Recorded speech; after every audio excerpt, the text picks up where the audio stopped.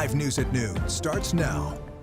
Just days after a deadly bear attack in Newton County, there's been another close encounter with 2 hikers in Franklin County. The growing concerns over unusual bear behavior in Arkansas. And a program that helps nonviolent offenders start over is asking county leaders for more money. We're explaining the struggles it's facing and why not everyone thinks the county should pay up. But first, the Senate is back at it again with another round of votes today to end the federal government shutdown. With air traffic controllers working without pay, the impasse is leading to delays at some major airports. Meanwhile, President Trump is questioning giving back pay to some furloughed federal workers. Jared Hill reports from New York. The gridlock in Washington is leading to frustration for flyers at airports across the country. It's just ludicrous that we are dealing with stuff like this. This should never be happening. Major airports in Nashville and Denver were among those seeing significant delays Tuesday, fueled by sick calls among air traffic controllers being asked to work without pay. You can only commend those folks that continue to do their job. They have no other way to show that it's hurting not just them but us. Nick Daniels is the president of the Air Traffic Controllers Union. There is no concerted effort for air traffic controllers to go in and somehow impede this system. But what it shouldn't be is waiting to see how long air traffic controllers can last. In the Oval Office yesterday, President Trump seemed to suggest that some of the 700,000 furloughed federal workers might not receive back pay once the shutdown is over. There are some people that really don't deserve to be taken care of, and we'll take care of them in a different way. The president himself signed a law after the last shutdown in 2019, guaranteeing retroactive pay for workers affected by a funding lapse. Ultimately, the costs will be higher if there are these mass firings or if pay is denied, because people have rights. They will sue for damages. This shutdown is nothing more than political cover for Chuck Schumer and the Democrats. If the shutdown stretches past this week, over 1 million active duty troops won't receive their October 15th paychecks, despite having to report for duty. Jared Hill, CBS News. Inside this federal courthouse in Virginia, former FBI Director James Comey faced charges brought by the Justice Department he once served. He pleaded not guilty to 1 count of obstruction of a congressional proceeding and 1 count of making false statements related to 5-year-old Senate testimony during which he denied authorizing leaks to the media. The prosecution has to show here that James Comey didn't make a mistake, that he didn't have a memory issue, that he didn't intend to say one thing but accidentally said another thing. The bar for perjury is high as it should be. Leading the case against Comey, President Trump's former personal attorney, Lindsay Halligan. She was appointed as the interim U.S. attorney for the Eastern District of Virginia after her predecessor resigned, facing pressure to prosecute political rivals. If Comey's convicted of both charges, he could face a maximum sentence of 5 years in prison and a fine of $250,000.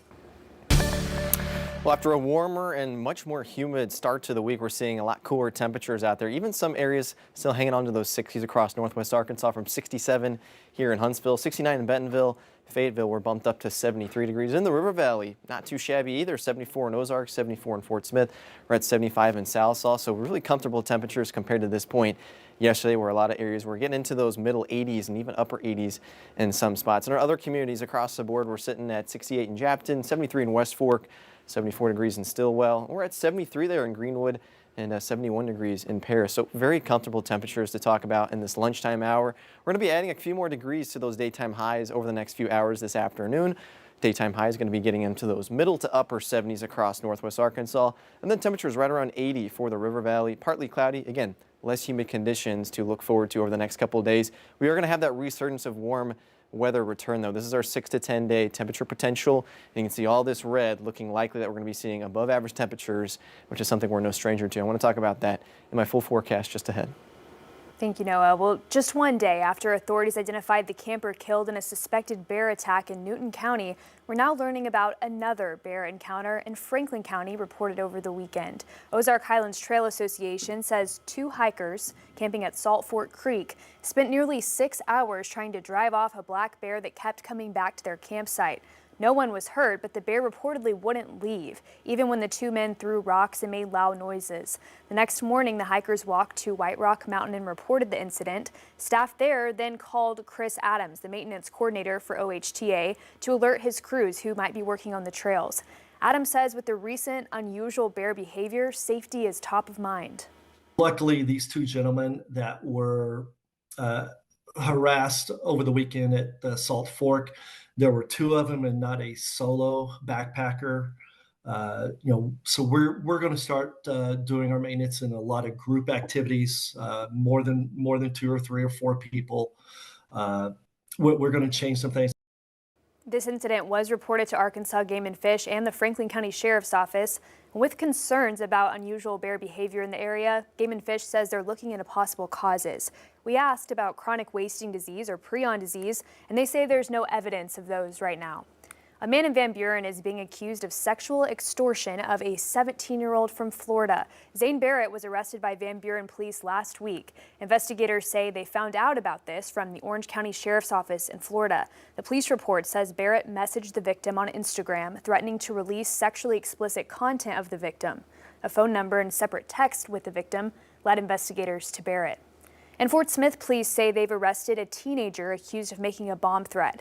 Investigators say they got a call Tuesday after a voicemail was discovered implying that Kimmons Middle School was a possible target.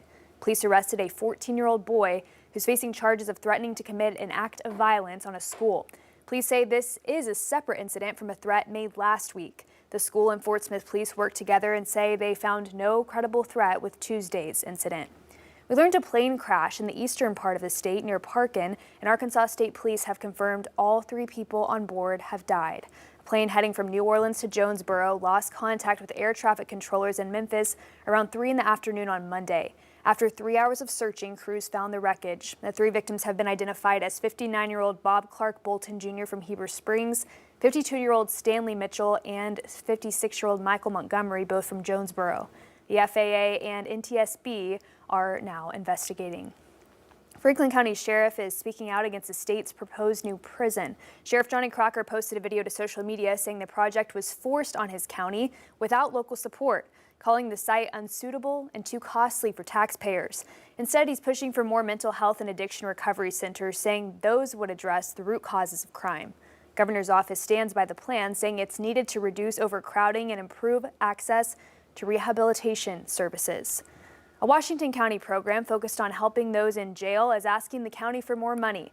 One committee voted to move forward with the funds, but they're making some changes first. 5 News reporter Lauren Spencer has more. We work with them in the community, so we house them, we give them jobs, get them to work there and back, and case management and mental health counseling and family reunification. Right now, the CAPS program is funded through ARPA dollars, but Returning Home asked the Washington County Quorum Court for $500,000 from the county's general fund. Executive Director Nick Robbins says that money would keep their 32-bed facility running through April 2027. So we have to have at least 4 months of funding to be able to commit them to us to know that we can follow through on their plea agreement. And so we've got to know before next year if we have the funding in place to continue so that there's no gap in services. I've been alarmed that we're continuing down the path to give such a substantial amount of money to one vendor who seems to be this preferred above all others entity. But Sarah Moore, Executive Director of the Arkansas Justice Reform Coalition, is asking the county to pause that payment. She says it duplicates money Returning Home already got through ARPA. Not only am I going to take your federal dollars that are already contracted, I also now want you to provide local tax dollars for the same services. And Moore says she wants to see more local programs that focus on reducing arrests and supporting healing in the community. That the solutions are here. And so I'd really like to see us recognize that and uplift those entities that are taxpayers here, that also live here. County Judge Patrick Deakins says the investment in Returning Home is worth it. Services. If you want to trace every dollar back to the outcome that we're getting, you absolutely can. They are selling us outcomes for our community. We're interested in purchasing those. Now that the funds have been approved by the Finance and Budget Committee, it'll go to the full quorum court for a final vote. Tulsa native Lyndall Fields has officially taken the oath of office as the new Oklahoma Superintendent of Education. Swearing-in ceremony was held at the state's capital, where he expressed his focus on restoring stability and trust across the education system.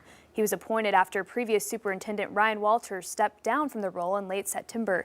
The governor says he hopes this is the start of a fresh chapter for Oklahoma schools. And Arkansas Governor Sarah Huckabee Sanders is sharing what she's calling big improvements in public schools after the passing of the Bell to Bell No Cell Act. During yesterday's meeting, the governor says since taking phones away, there's been a drop in verbal and physical aggression, and more students are participating in class. The governor, along with Arkansas's Attorney General Tim Griffin, also discussed lawsuits. The state of Arkansas has sued big tech companies like Meta and TikTok, something that Arkansas officials say is important to keeping children safe. We need better protections for young people. We have seen that the protections that they claim to have do not work.